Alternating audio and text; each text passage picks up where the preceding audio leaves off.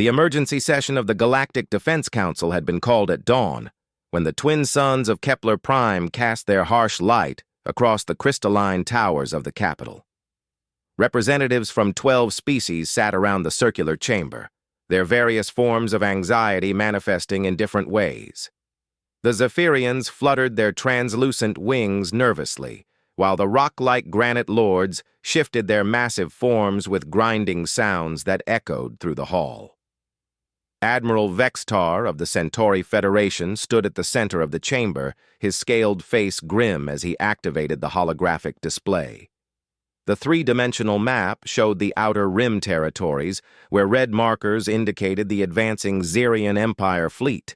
Each red dot represented a dreadnought capable of glassing entire planets. "The situation is worse than we initially calculated," Vextar announced, his voice carrying the weight of impending doom. "Intelligence reports confirm that the Xerion Empire has mobilized their entire war fleet, 3,000 vessels, including their flagship, the Devastator. They will reach human space within 72 hours. A collective murmur of concern rippled through the council. The aquatic delegate, Speaker Coral Lynn, raised one of her tentacles. "What is the human military response? Surely they understand the gravity of this threat." Vextar's expression darkened further. "That is precisely why we are here. The humans have rejected our offer of military assistance.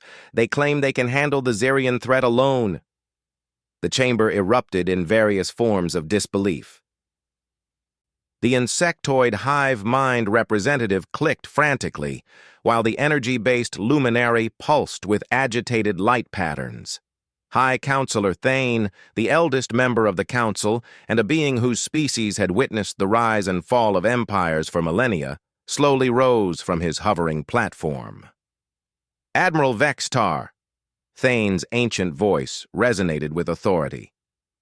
"Please remind the Council of humanity's current military capabilities." Vextar manipulated the holographic display, bringing up human fleet compositions. The humans possess approximately 200 active warships, mostly destroyers and cruisers. Their largest vessels are the 12 Titan-class battleships, each roughly equivalent to our standard dreadnoughts. They have no superweapons, no planet crackers, and their shield technology is considered primitive by our standards. The Sylvani representative, a tree-like being whose bark shimmered with bioluminescent patterns, swayed gently as she spoke. "Their planetary defenses?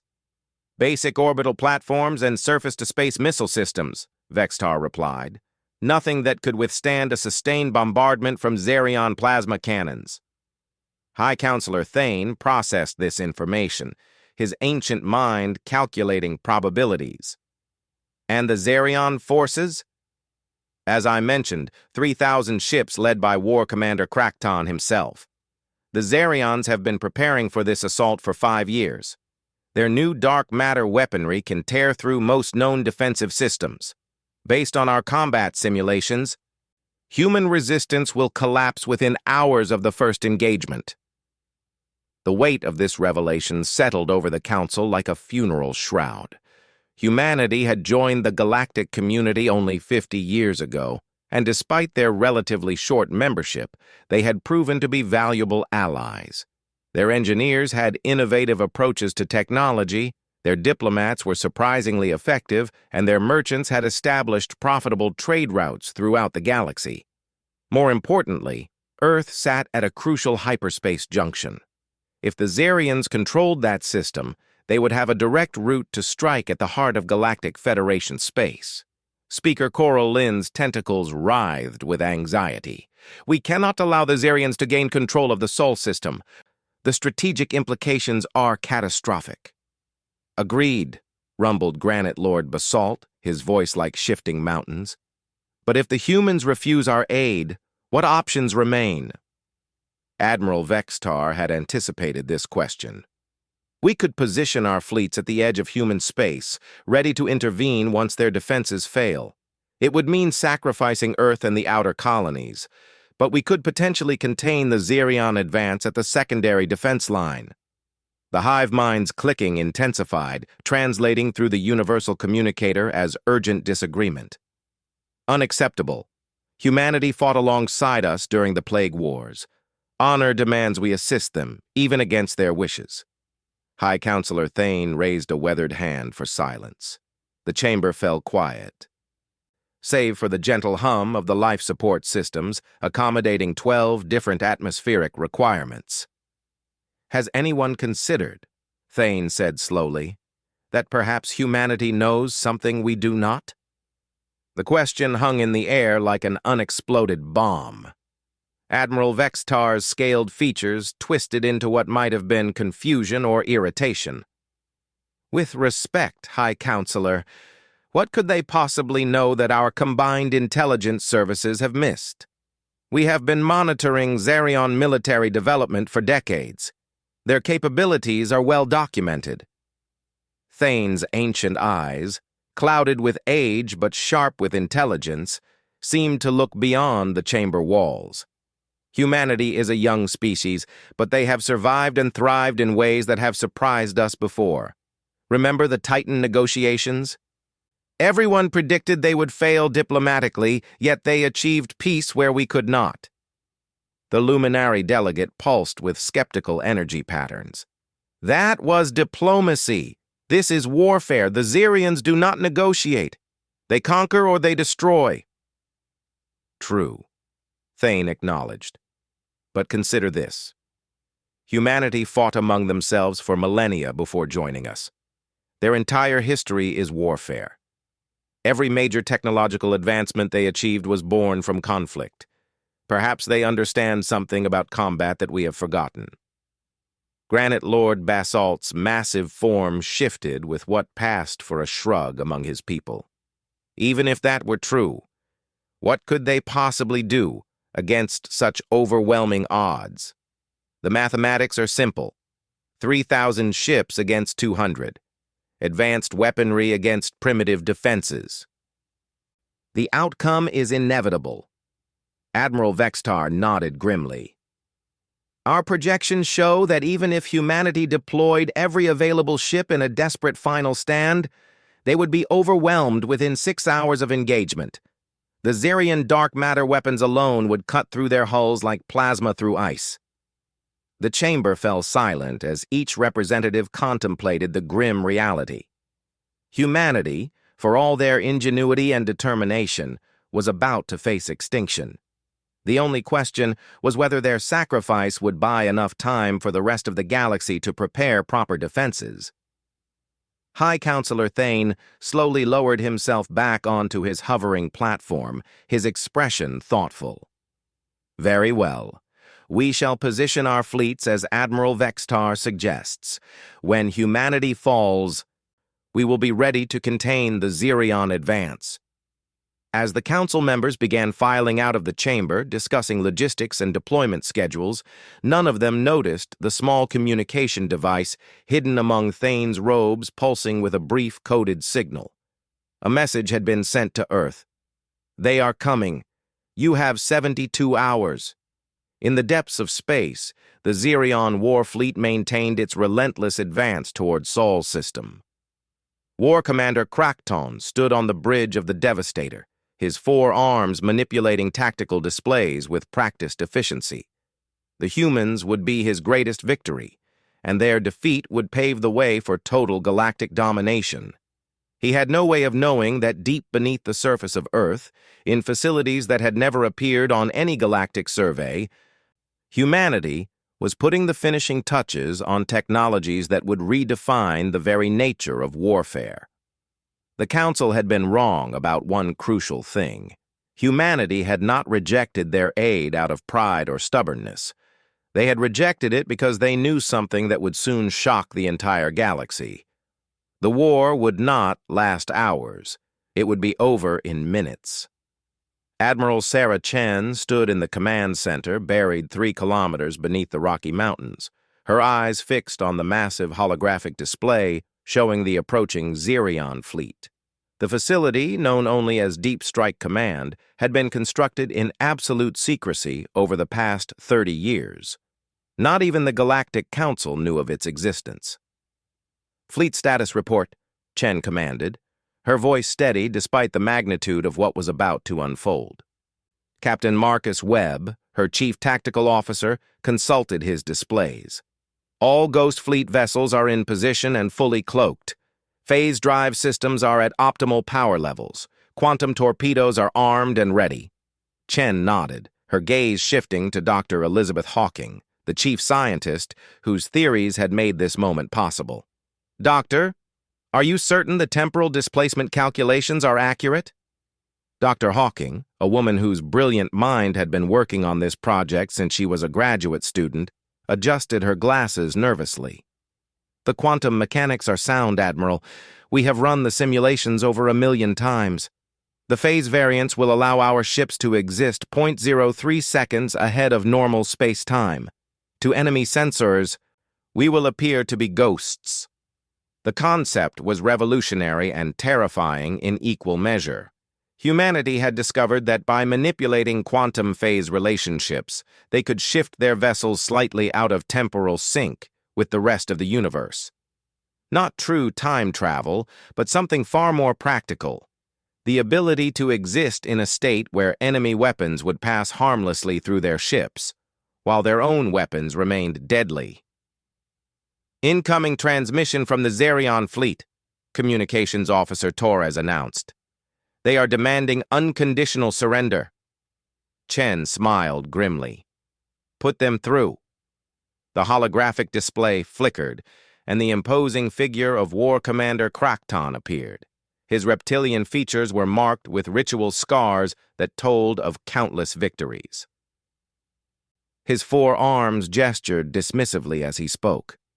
"Humans of the Sol System, I am War Commander Krakton of the Zerion Empire. You will surrender immediately and submit to Imperial rule. Your primitive defenses cannot stand against our might. You have 1 hour to respond, or we will begin the systematic destruction of your worlds."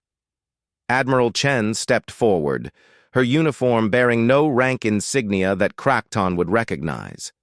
To him, she was simply another human about to die. "War Commander Krakton, I am Admiral Sarah Chen of the Human Defense Force. Your demand is rejected. If you wish to claim our worlds, you will have to take them." Krakton's eyes glittered with cruel amusement. "Your courage is admirable but foolish, human. In 6 hours, your species will be extinct. Prepare for annihilation." The transmission ended, and the command center fell silent for a moment. Then Dr. Hawking spoke quietly. "Admiral, once we engage, there will be no going back. The galaxy will never see us the same way again." Chen turned to face her team, these men and women who had dedicated their lives to protecting humanity's future. "The galaxy has always underestimated us. Today that ends. All stations, prepare for Operation Ghost Protocol." Across the solar system, the Human Defense Force revealed its true nature. The 200 ships the Galactic Council had cataloged were indeed real, but they were merely the visible tip of humanity's military iceberg. Hidden in asteroid fields, cloaked behind planetary shields, and stationed in deep space were another 800 vessels that had never appeared on any alien sensor. These were not the conventional warships the galaxy expected. They were sleek, predatory craft designed around humanity's newfound mastery of quantum mechanics. Each ship was equipped with phase drive technology that could shift them partially out of normal space-time, making them effectively untouchable while allowing them to strike with devastating precision. The flagship of this hidden fleet was the HSS Retribution, a vessel that existed in the classified files as nothing more than an experimental prototype. In reality, it was the most advanced warship ever constructed, combining human engineering innovation with reverse-engineered alien technology that had been secretly acquired over decades of careful intelligence operations. Captain Diana Voss commanded the Retribution from her position at the center of the bridge. A spherical chamber that allowed her to see in all directions simultaneously. "All ships, This is Retribution Actual. Initiate phase drive in 30 seconds. Throughout the hidden fleet, crews that had trained for years in absolute secrecy prepared for humanity's debut on the galactic stage. These were not merely soldiers. They were the inheritors of every human conflict from ancient Rome to the Third World War, carrying forward the accumulated tactical knowledge of a species that had learned warfare through millennia of practice. Phase drive activation in 10 seconds, announced the Retribution's AI, a quantum computer system that processed tactical data faster than any organic mind could comprehend. All vessels reporting optimal phase variance, quantum torpedo tubes loaded and ready. Execute, Captain Voss commanded. Across the solar system, 1,000 human warships simultaneously activated their phase drive systems. Space itself seemed to ripple as the vessels shifted into their quantum state, becoming translucent ghosts that existed between one moment and the next. The effect was invisible to most sensor systems, but the results were immediate. Long-range Xerion scanners, which had been tracking 200 human ships, suddenly showed empty space. The humans had seemingly vanished from the universe. On the bridge of the Devastator, War Commander Krakton stared at his tactical displays in confusion. "Sensor Chief, report. Where are the human ships?" The Xerion sensor operator, a being whose species had evolved specifically for detecting hidden threats, manipulated his controls frantically. "Unknown, War Commander. All targets have disappeared from our screens. It could be some form of cloaking technology." Krakton's four arms gestured with growing irritation. "No known cloaking system can hide an entire fleet. Recalibrate the sensors." While the Xerion fleet struggled to understand what had happened to their enemy, the human ghost fleet moved into attack positions. The phase drive technology did more than make them invisible. It allowed them to maneuver in ways that seemed to violate the laws of physics. Ships could pass through asteroid fields without slowing down, ignore gravitational effects, and position themselves with perfect precision. Admiral Chen watched from Deep Strike Command as her forces surrounded the Xerion fleet. The enemy ships maintained their formation, advancing toward Earth with confidence born from 1,000 victories. They had no idea that death was already among them. "All ships in position," Captain Webb reported. "We have clean firing solutions on the entire enemy fleet." Chen took a deep breath, knowing that the next few minutes would change humanity's place in the galaxy forever. "All vessels, this is Deep Strike Command. You are authorized to engage. Show them what humans do to those who threaten our worlds." The first quantum torpedo launched from the HSS Retribution struck the Xerion heavy cruiser Doombringer before its crew even knew they were under attack. The weapon, existing in the same temporal phase as the launching ship, passed through the cruiser's shields as if they were not there and detonated inside the hull. The explosion was spectacular and terrifying. The Doombringer simply disintegrated, its massive frame torn apart at the molecular level by energies that should not have been able to touch it. Across the Xerion fleet, similar scenes played out as human ships opened fire from positions that should have been impossible. Quantum torpedoes and phase-shifted energy beams struck their targets with perfect accuracy, while return fire passed harmlessly through empty space where human ships appeared to be. War Commander Krakton watched in growing horror as his invincible fleet began to die. "All ships, emergency dispersal pattern. We are under attack by unknown forces." But there was nowhere to run. The human ghost fleet had surrounded them completely, and every attempt to escape led only to more destruction.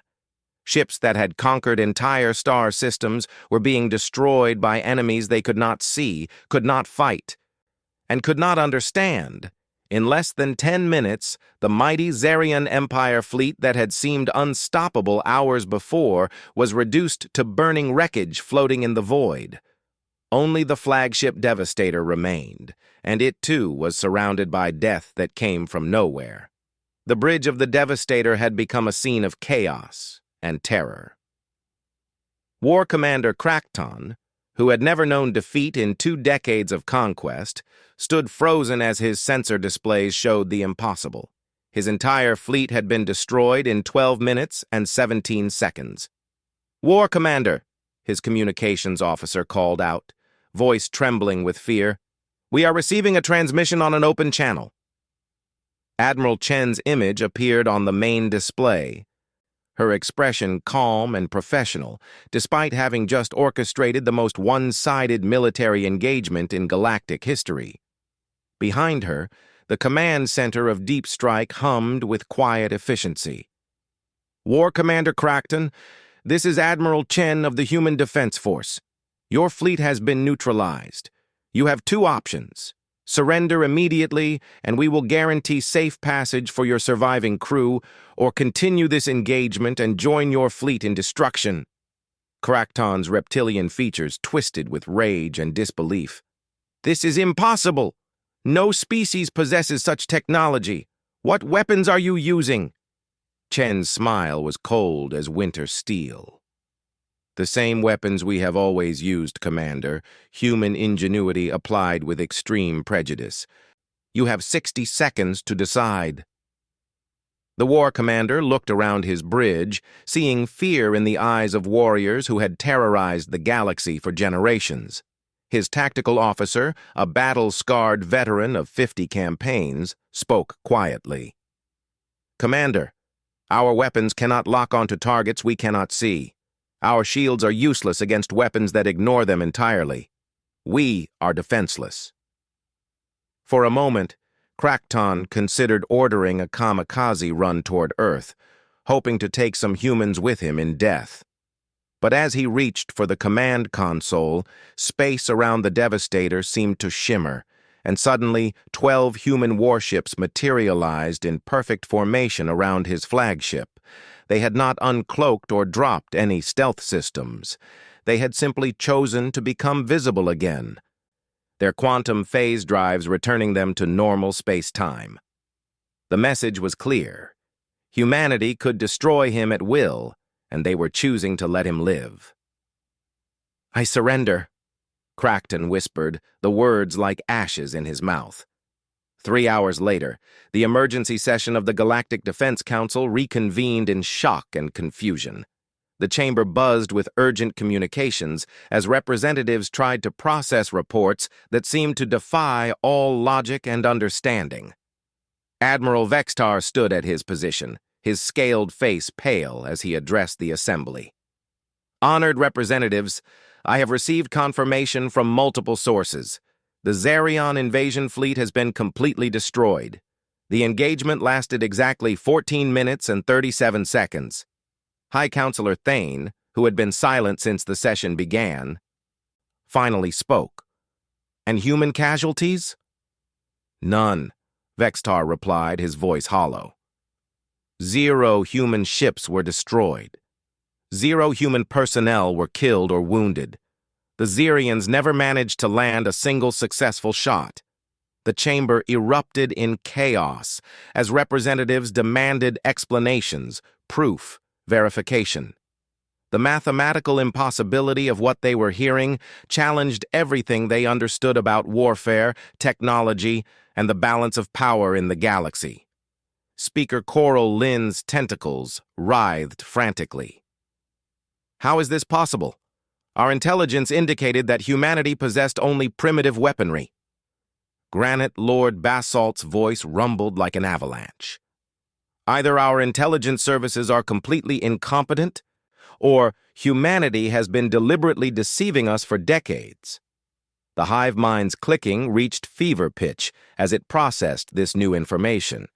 Through the universal translator, its thoughts emerged. Analysis suggests systematic deception. Probability of technological advancement in secret, 97%. High Counselor Thane activated his personal communicator, and Admiral Chen's image appeared in the center of the chamber. The human leader looked remarkably composed for someone who had just rewritten the rules of galactic warfare.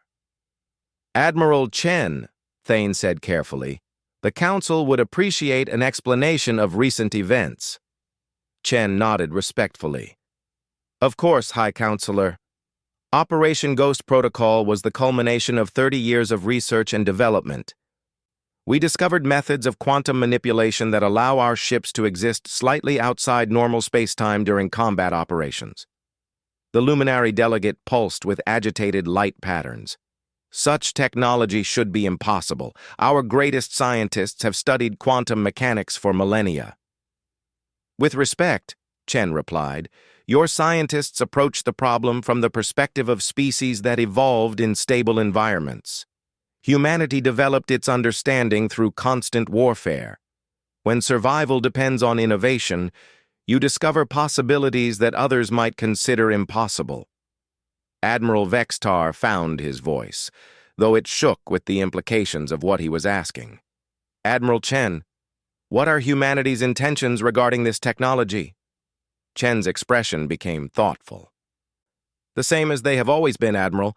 We seek to defend ourselves and our allies. The Xerian Empire represented a threat to galactic peace. That threat has been neutralized. And the Xerian survivors? Asked Speaker Coral Lynn. War Commander Crackton and his remaining crew are being held in comfortable detention aboard our ships. They will be turned over to proper galactic authorities for trial. We have no interest in becoming conquerors ourselves. High Counselor Thane leaned forward, his ancient eyes sharp with understanding. Admiral, for 30 years you have allowed the galaxy to believe humanity was militarily weak. Why reveal your true capabilities now? Chen's response sent chills through every representative present. Because 30 years was how long we estimated it would take to develop sufficient defenses against every known military technology in the galaxy. The Xerion invasion simply provided a convenient field test. The silence that followed was deafening. The implications were clear. Humanity had spent 3 decades studying every species, every weapon system, every tactical doctrine in galactic space. They had prepared specifically to counter threats from any direction. Dr. Hawking appeared beside Chen in the transmission, her scientific mind eager to share knowledge despite the political implications. If I may, Admiral, the quantum phase technology we demonstrated today is actually our least advanced system. We have developed countermeasures for dark matter weapons, plasma cannons, antimatter torpedoes, and gravitational warfare. Our defensive capabilities are equally sophisticated. The Silvani representative swayed with nervous energy. What other technologies do you possess? Chen and Dr. Hawking exchanged glances. I think that information should remain classified for now, Chen said diplomatically. However, I will say this. Humanity has no intention of using our capabilities for aggression. We developed these systems purely for defense. High Counselor Thane processed this revelation, his ancient mind calculating the new balance of power. Admiral Chen, what does humanity want from the galactic community moving forward? The same thing we have always wanted, Chen replied. Peace, prosperity, and the right to exist without fear. The difference is that now we have the power to guarantee those things for ourselves and our friends. As the transmission ended, the council chamber fell into stunned silence. In a single afternoon, humanity had transformed from a junior member of the galactic community to its most powerful military force. The carefully maintained balance of power that had existed for centuries had been completely overturned. Admiral Vextar was the first to speak, his voice barely above a whisper. They have been among us for 50 years, learning our secrets, studying our weaknesses, preparing for this day. But preparing to defend, not to conquer, High Counselor Thane pointed out.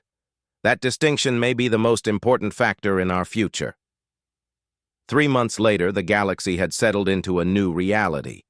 The Xerian Empire, faced with the complete destruction of their primary fleet and the knowledge that humanity possessed unbeatable weapons, sued for peace and began negotiations for reparations to their former victims.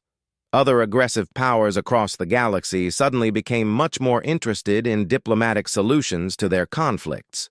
The knowledge that Earth possessed weapons that could destroy any fleet in minutes had a remarkably calming effect on galactic politics. On Earth, Admiral Chen stood in her garden watching the sunset paint the sky in brilliant colors. The hidden military facilities remained secret, the ghost fleets continued their patrols, and humanity's true capabilities remained largely unknown. But the galaxy had learned an important lesson. Never underestimate a species that had spent its entire evolutionary history learning how to wage war. When humans said they could defend themselves, it was not empty boasting. It was a promise backed by technologies that made nightmares seem tame by comparison. The Council had predicted humanity would fall in hours. Instead, humanity had ended galactic war as they knew it in minutes, proving once again that when it came to survival and innovation, there was no force in the universe quite like human determination.